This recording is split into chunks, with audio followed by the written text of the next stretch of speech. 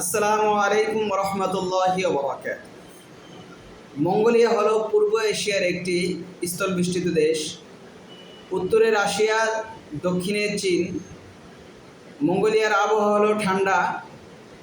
Mongolia construction কাজ এবং garments কাজ এবং ফ্যাক্টরি কাজে প্রচুর কর্মীর চাহিদা রয়েছে।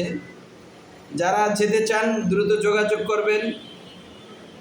মঙ্গোলিয়াতে থাকা খাওয়া কোম্পানির বেতন মঙ্গোলিয়ান 19 লক্ষ তুর্কি,